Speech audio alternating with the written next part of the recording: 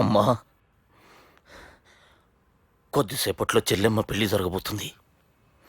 నువ్వు కోరుకున్నట్లే బాగా చదువుకున్నవాణ్ణి, అంతకంటే మంచి మనసున్నవాణ్ణి తీసుకొచ్చి చెల్లెలకిచ్చి నీకిచ్చిన మాట నిలబెట్టుకున్నా. కానీ నువ్వు లేని లోటు మాత్రం తెలుస్తుందమ్మా. ఏ ఆడపిల్లకైనా పెళ్ళైతే ఇంటి పేరు మారుతుంది, కానీ ఈ పెళ్ళైతే ఇంటి పేరుతో పాటు మన ఇంటి పద్ధతులు కూడా మారుతాయి. చెల్లెమ్మ బావతో 7 అడుగులు నడవడం కోసం మేము చాలా తప్పటడుగులు వేశాం. మమ్మల్ని క్షమించు.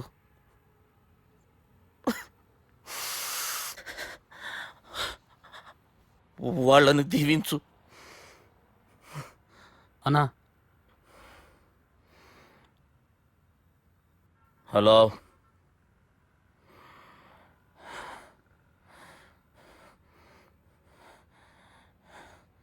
తమ్ముళ్ళు ఏడరా?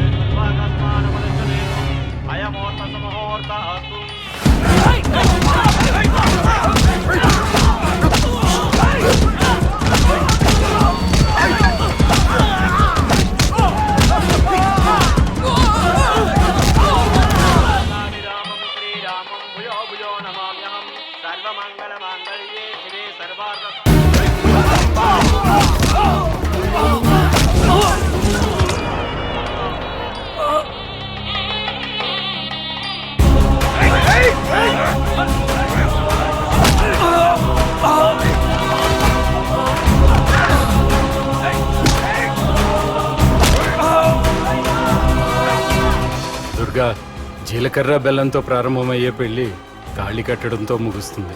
పెళ్ళయ్యే వరకు మండపంలో ఏ గొడవ జరిగినా మనకి అశుభం రా. నాకు ఈ పెళ్లి ప్రశాంతంగా చూడాలనుందిరా.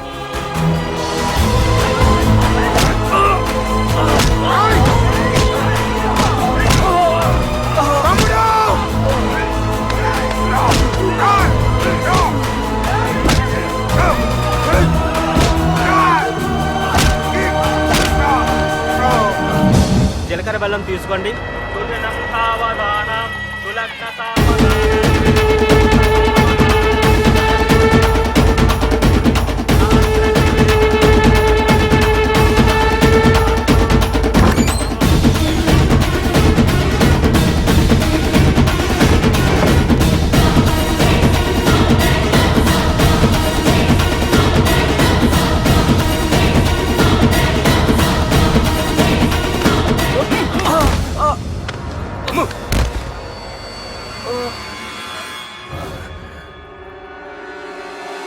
పెళ్ళయ్యే వరకు మండపంలో ఏ గొడవ జరిగినా మనకి అశుభం రా.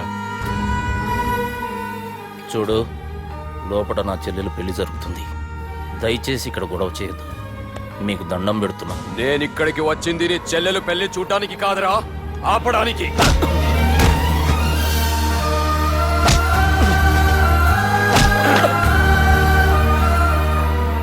కావాలంటే నా ప్రాణం తీసుకో, నా చెల్లి పెళ్లి మాత్రం ఆపడానికి వీల్లేదు.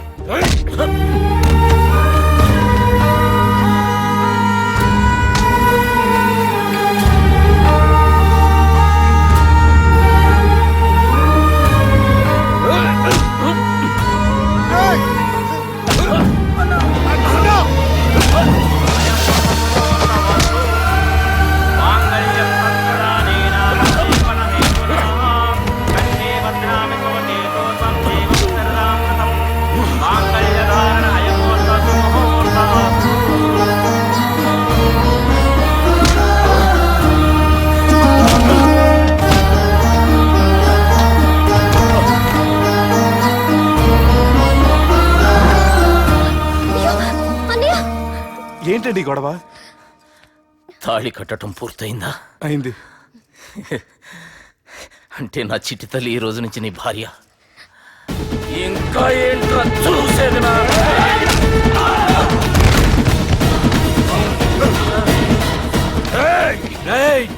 నువ్వేరా నా కొడుకుల్ని కొట్టింది?